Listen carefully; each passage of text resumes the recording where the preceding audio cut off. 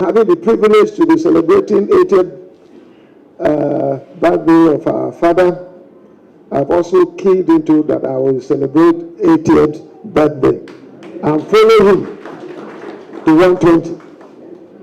And so we appreciate God, and we pray that the Almighty God will continue to give him the strength, the good health, and you can see even at 80th year, he is still mentoring many and teaching, and have continued to support humanity.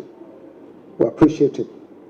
And we thank God for bringing us here to be part of not just the celebration, but also to support this building. Like my advisor on politics said, this is the third time I will be here, and I want to assure you that I will come again to be part of this.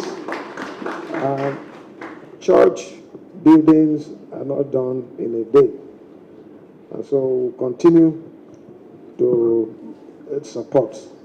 And I believe that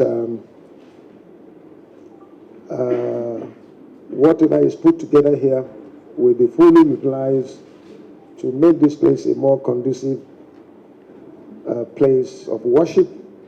The burning issue of insecurity in the state and across the country featured prominently. I want to say this.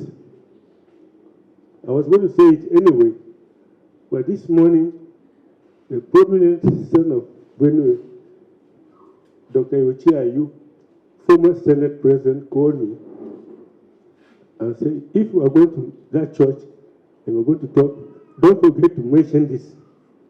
So I'll mention it for you and for the rest of us. The insecurity we are seeing in Benue State and Nigeria today is not an accident. It is a planned program. Boko Haram does not consist of miscreants. They are intelligent people. They are people they are highly connected in Nigeria and abroad.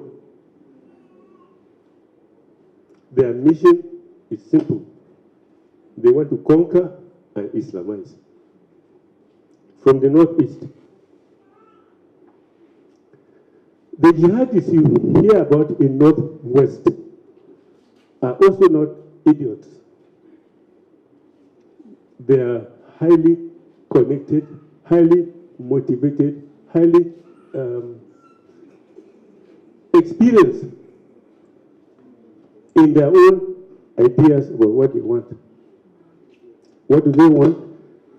They want to spread the caliphate throughout Nigeria. So when you hear about grazing reserves, please don't be stupid and think that they're talking about finding grass for chicken, for cows. No. They're talking about a systematic, well-planned agenda to force their will on you, to make you worship the way they want. And I'm not afraid to say this. Ortom has been saying this without telling you the implications of what he's doing. But this is the crux of the problem. The attempt by the caliphate, the attempt by the Northeast Islamic group to enforce their will on us. And so when he says no, he's hitting at the core of those people's agenda. And that can be dangerous. They can kill. They can kill you, they can kill me, they can kill anybody who stands in their way. But please, ladies and gentlemen, don't let us be fooled into thinking that the battle is about grazing reserves. No. A grazing reserve is not a ranch. A grazing reserve is a designated area where you give to a particular group of people to live on in perpetuity. A ranch is a designated area where you grow grass and provide water for cows to eat and drink. That's all. They're not talking about ranch. They don't want a ranch. They want a grazing reserve where people who will live there will be of their own allegiance. They will have their own AK-47. You will not have a spear or anything. They can rise up one day and impose their will on you because they have the power, they have the energy, they have the resources, and they have the contacts. These contacts extend to the Middle East, to Southeast Asia, to Afghanistan, Iran, Saudi Arabia, wherever. They fund them billions.